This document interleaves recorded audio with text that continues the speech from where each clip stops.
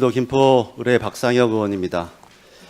시장님, 제가 지난 4월에 그 원희룡 국토부 장관한테 이 리버버스와 관련돼서 질문했던 거 아세요? 네, 구체적인 내용은 제가 잘 모릅니다. 우리 시장님과 대권 경쟁 관계인 원희룡 장관이 뭐라고 답변하셨는지 아세요? 교통대책으로는 부적절하다고 얘기하시는데요. 이유는 17년 당시 진행된 타당성 조사에서 B씨값이 0.42로 경제성이 부족하다 이렇게 얘기를 하셨습니다.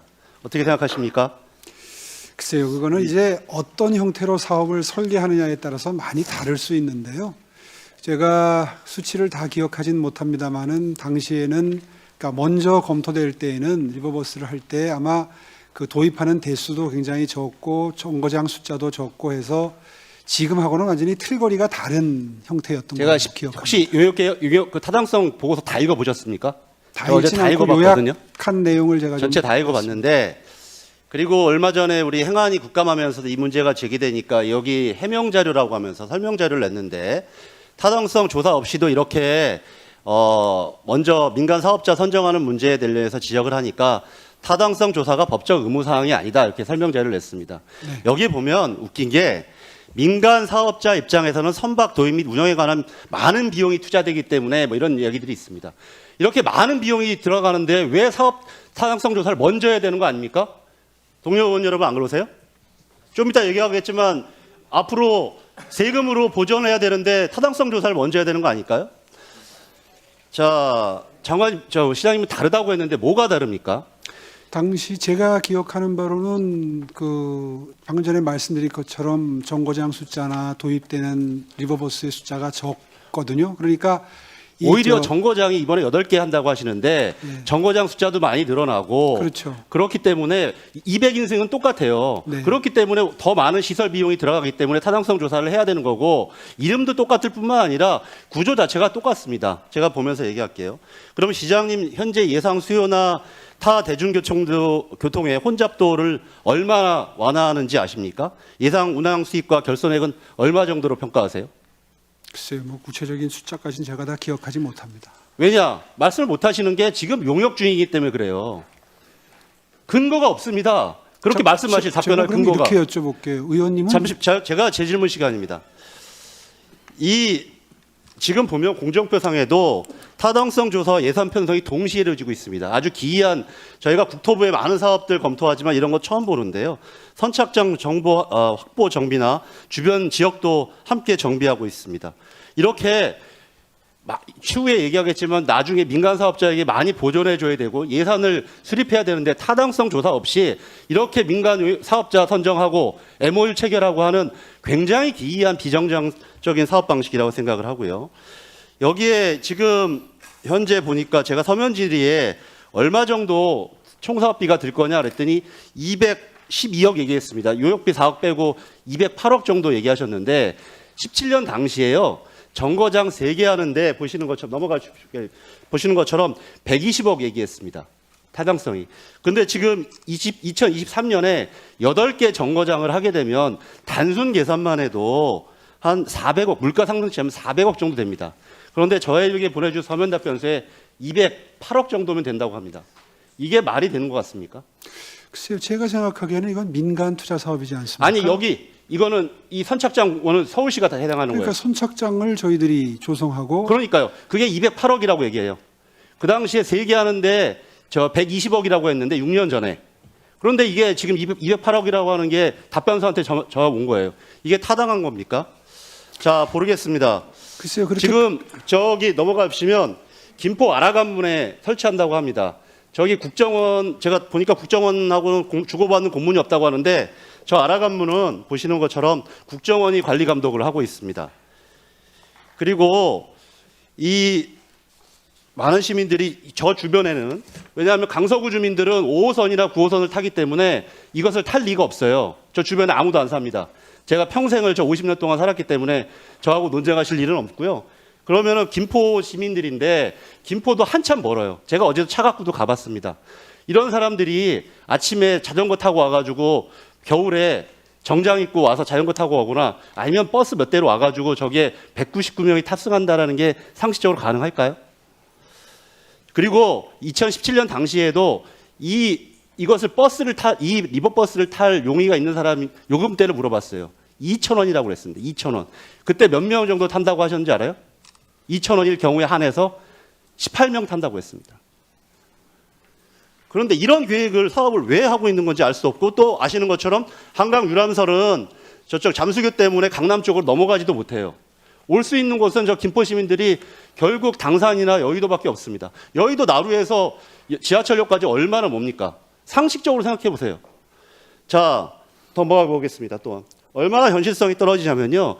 저 주변에는, 아까 아라간문 주변에는 최근까지도 목함 지뢰나 지뢰 유실 사고가 많이 발생했습니다. 그만큼 위험지대일 뿐만 아니라 지금 한강 유람선이 1년에 며칠 정도 쉬게 됩니까? 시장님 아세요? 한 폭우나 결빙으로. 한 2주 정도 쉬지 않습니까? 20년에 26일 쉬었습니다. 22년에도 20일. 그럼 거의 앞으로도 여러 가지 기상이변으로 한 달은 쉬어야 됩니다. 저게 교통입니까? 유람이지. 그리고 지금 한강 유람선은 18.5km지만 저거는 50km 속도입니다. 어떤 사고가 날지 알 수 없는 것이고요. 그러면 시장님 앞으로 저렇게 하고 나서 배 도입이나 이런 거는 민간 사업자가 할 거 아닙니까? 그러면 나중에 부족한 거는 누가 메꿉니까? 시에서 부족한 결손해금 메꿔야 되겠죠? 초기에는 재정 투입이 좀 필요하겠죠. 아니 나중에도 계속적으로 적자가 나면 계속적으로 적자가 나면 지금 수상택시 하루에 몇 명 타는지 아세요? 수상택시하고 비교하시면 수상택시 4명 타요. 하루에 일평균 보십시오. 그래서 6천만 원밖에 없어요. 매출액이. 나머지 돈 전부 다 반포에 있는 치킨집 값으로 보전해 주는 거지 않습니까? 앞으로 시장님은 대권 준비한다고 떠나시면 되겠지만 이 나머지 분들이 책임지셔야 됩니다. 우리 이재명 기자처럼 여기 계신 분 많은 분들이 이거 공무원 담당하시는 분들 잘 들으세요.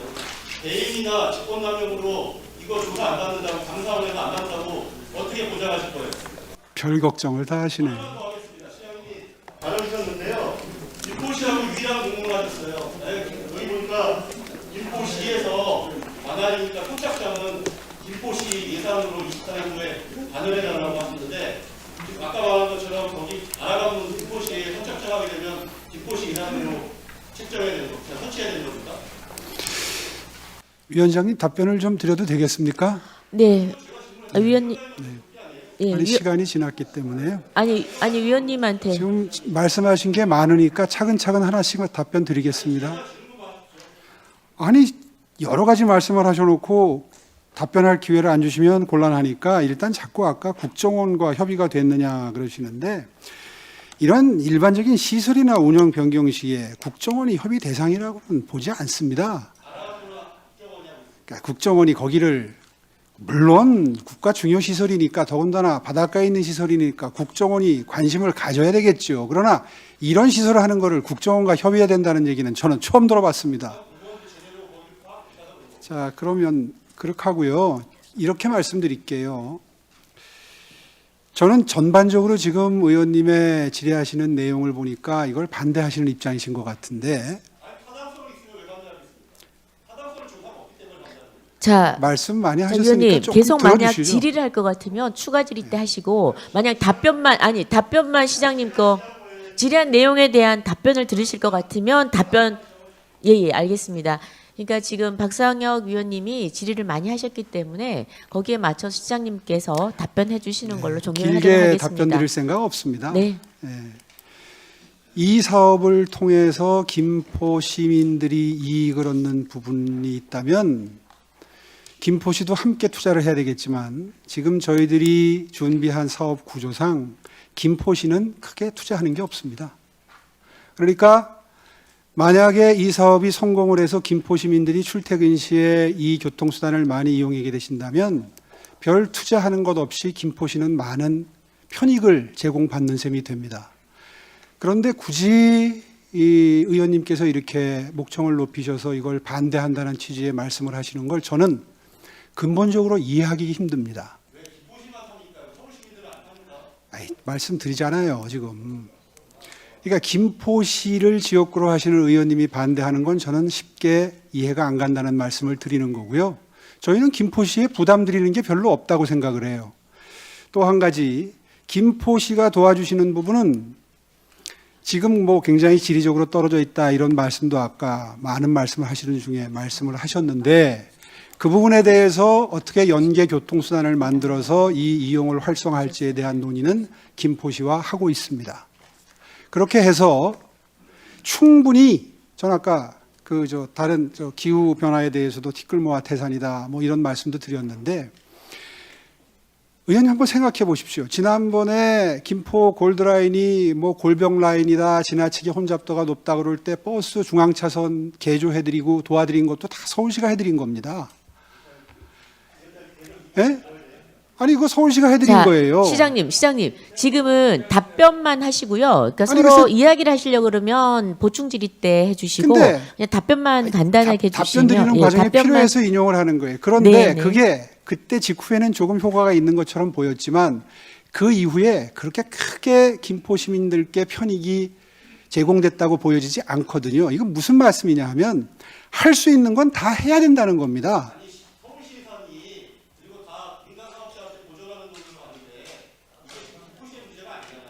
자, 아니 보니까 걱정해 주시는 길어질 것 건 같습니다. 고마운데 자, 박상혁 의원님 그렇게 논리적으로 모순이 있다면 서울시 의원님들이 가만히 계시겠습니까? 자, 이렇게 하시죠. 박상혁 의원님. 만약에 그 좀 논쟁이 된다면 그 보충 질의 때 다시 하도록 하는 게 계속 맞을 하시죠, 것 뭐. 같습니다. 네.